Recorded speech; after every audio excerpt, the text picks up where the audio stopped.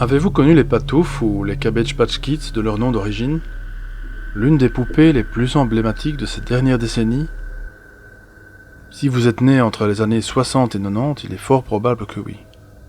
Malgré leur succès éloquent, elles sont pourtant l'objet d'une histoire bien plus sombre qu'il n'y paraît, et qui pourrait bien nous révéler une facette de notre humanité vraiment glauque. Après cette vidéo, il est fort à parier que vous ne les verrez plus de la même façon. C'est en 1978 que les Cabbage Patch Kids naquirent de son créateur Xavier Roberts, enfin un peu de choses près puisqu'il en repiqua surtout l'idée à leur vraie génitrice, l'artiste Martha Nelson Thomas. En effet, Xavier Roberts rencontra Martha lors d'une convention de crafting où elle proposa ses poupées à la vente.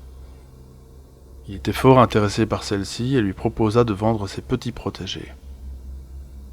Cependant, Martha décidera de couper court au partenariat, ce à quoi Robert se mettra dès 1978 à créer ses propres poupées fortement inspirées des créations de Martha. Tellement inspirées que Martha décidera d'attaquer en justice la société distributrice Coleco. Alors qu'en 1983, la société de Roberts est en plein essor, ce n'est qu'en 1984 que nos deux protagonistes concluront à l'amiable contre une somme restée discrète. Martha, quant à elle, continuera à vendre ses poupées à 16$ contre les 30 et parfois plus que valent les Cabbage à cette époque. Elle décédera malheureusement en 2013 d'un cancer des ovaires, toute une symbolique. Les Garbage Pail Kids ou les Crados débarqueront entre 1985 et 1988 et qui parodieront les fameuses poupées. Une série TV leur sera dédiée mais sans succès, la production s'arrêtera rapidement. Mais alors qu'est-ce qu'elles ont de si spécial ces patoufs, à tel point de créer la zizanie dans un magasin pour enfants aux USA et qui inspira d'ailleurs le film La course aux jouets?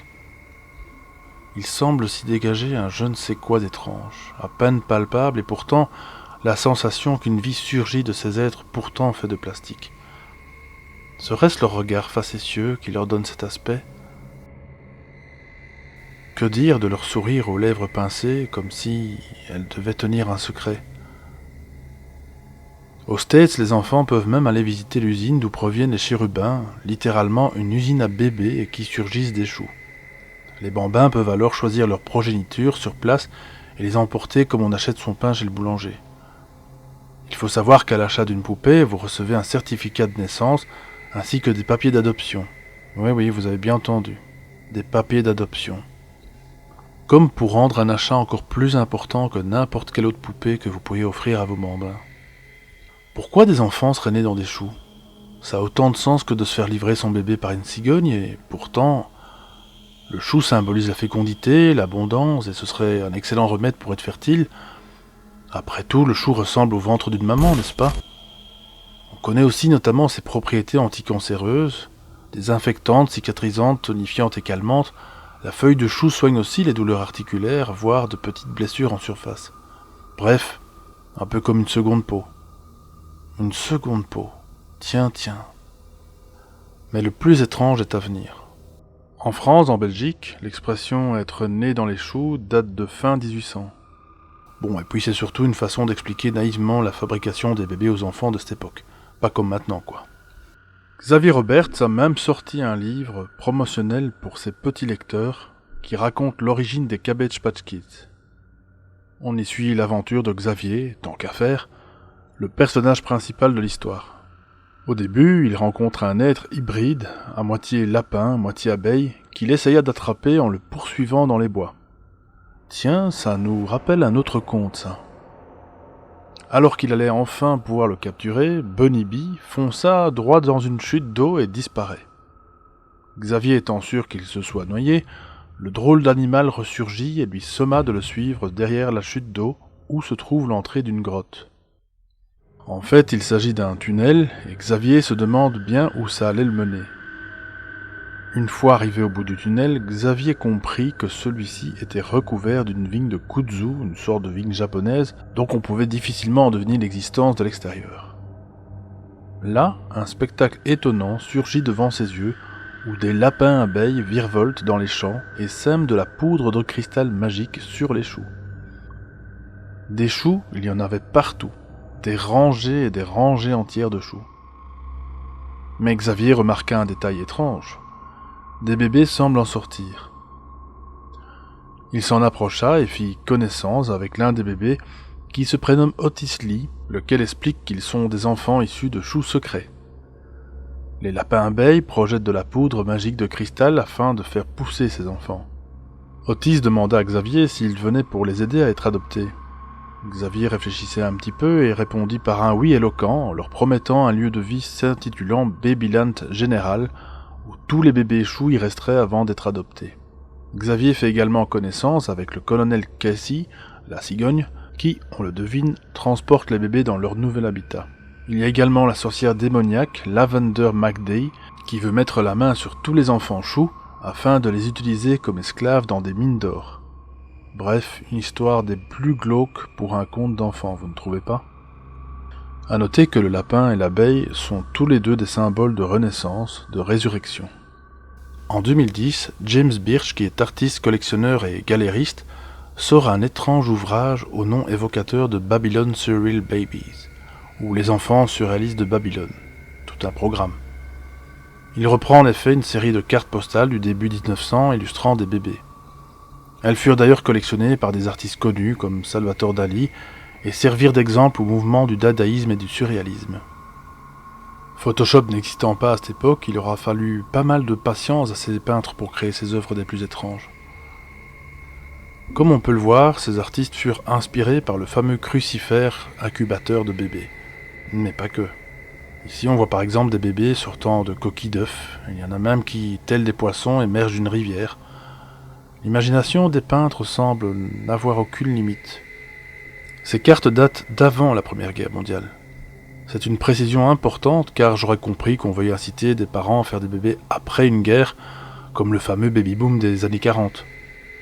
Franchement, il y a des cartes vraiment malsaines, comme celle-ci avec des bébés buvant le lait, à même le pis de vache avec ses tuyauteries telles des bébés prématurés reliés à des Baxter.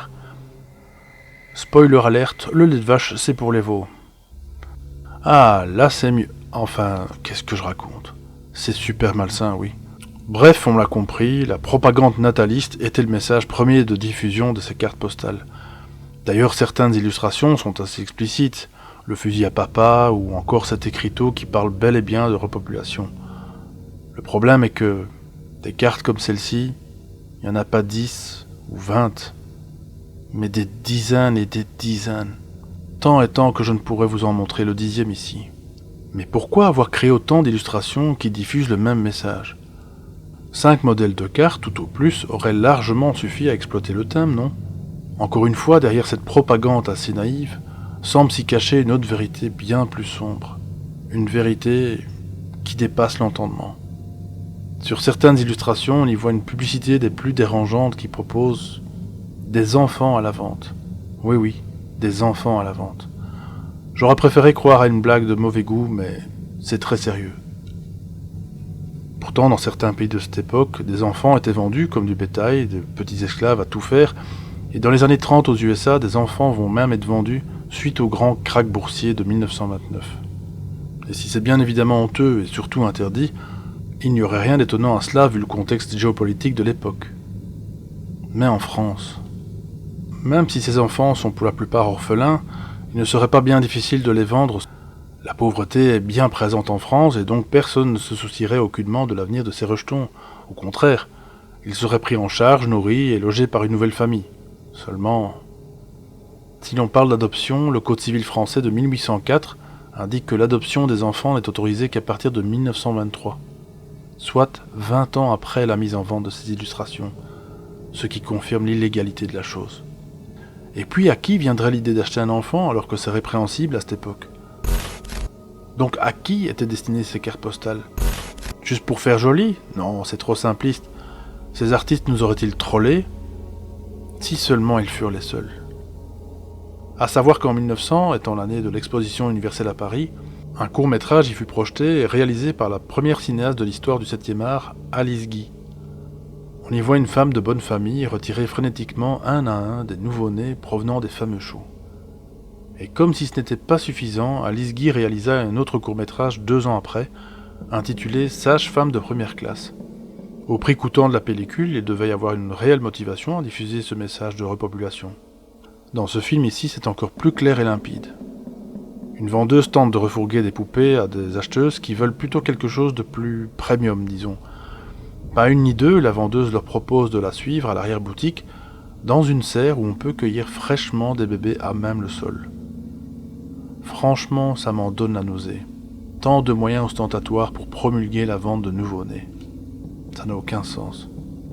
À moins qu'il n'y ait un autre message encore plus sombre. Bien sûr, la première qui nous vient à l'esprit est que les choux pourraient représenter des incubateurs. Et à la même période d'ailleurs, la France fait des progrès en termes de soins pour bébés prématurés. Tellement que le docteur Martin Cowney, d'origine polonaise et ayant fait ses études à Berlin, introduit ces techniques aux States. Il organisa des infantoriums ou foires aux bébés, où il promulgua les bienfaits des incubateurs pour bébés prématurés. Dans des foires? Pourquoi pas dans des universités ou des hôpitaux? Sa première expo se déroulera en 1903 à Coney Island. Officiellement, ces bébés appartenaient à des parents en difficulté financière et pour lesquels ils ne devaient rien au docteur Cowney, en échange de quoi il les affichait contre 25 centimes US par visiteur. Comme des monstres de foire. Mais à y bien regarder, d'étranges slogans sont affichés afin d'attirer les visiteurs. Expo d'enfants vivants. Comment dire? Est-ce utile de le préciser? Ou encore celui-ci. La vie commence dans des incubateurs pour bébés. De plus en plus étrange. Voilà, celui-là par contre il bat tous les records. Incubateur à bébé, une croissance de 12 mois sur 1 heure. Vraiment plus que malsain. Inutile de vous révéler que le docteur Cowney, enfin en réalité Michael Cohn, qui n'est pas plus médecin que vous et moi, et voyant le succès de l'attraction réalisée par le vrai docteur Alexandre Lyon, s'est dit que ce serait un business juteux que d'attirer du monde dans sa propre attraction qu'il importerait aux States. Aidé par de vraies infirmières avec de vrais incubateurs sophistiqués, il aura malgré tout pu sauver pas mal de bébés prématurés. Comme quoi, il y a du bon dans du mauvais. Et si au final, tout ceci ne serait que l'arbre qui cache la forêt? Car ça n'explique pas tout, et encore moins cette propagande française dérangeante. Après tout, les Français doivent-ils être coachés afin d'assurer une hausse des natalités? En 2025, je vais encore bien, mais... Est-ce que je vous ai parlé de ce message troublant figurant sur une des cartes postales décrites auparavant? Un message adressé on ne peut plus clair. Cher L, ne penses-tu pas qu'ils sont très beaux sur l'autre côté de la carte? Si oui, dépêche-toi et commande-en un avant qu'ils ne soient tous vendus. Ça fait froid dans le dos, n'est-ce pas? Ok, en admettant que des orphelins soient proposés à la vente. Encore une fois, pour qui? La population ne préfère-t-elle pas avoir des enfants de leur propre sang, de leur propre chair? Et donc la question est, d'où viennent tous ces orphelins? Avec cet acharnement publicitaire, il semble qu'ils en ont assez pour repeupler une région entière.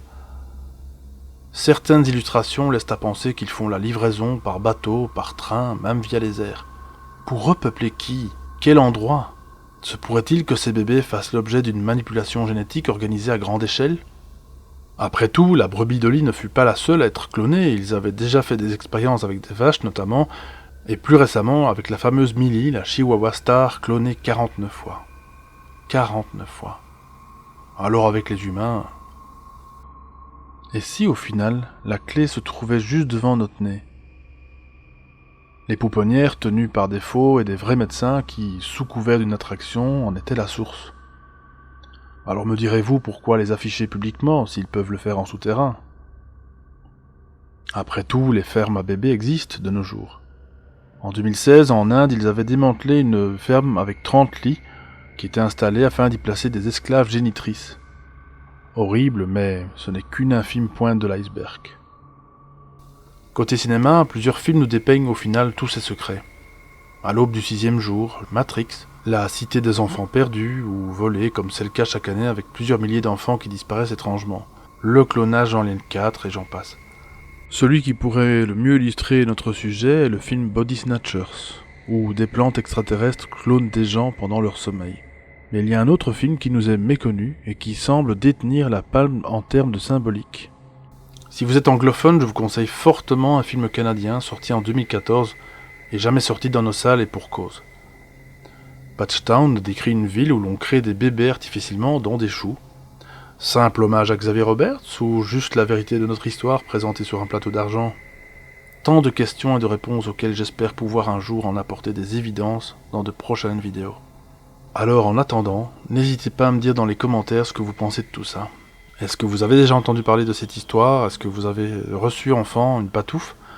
Merci de m'avoir écouté jusqu'ici, je vous retrouve très bientôt sur Enigma Mundi. Au revoir.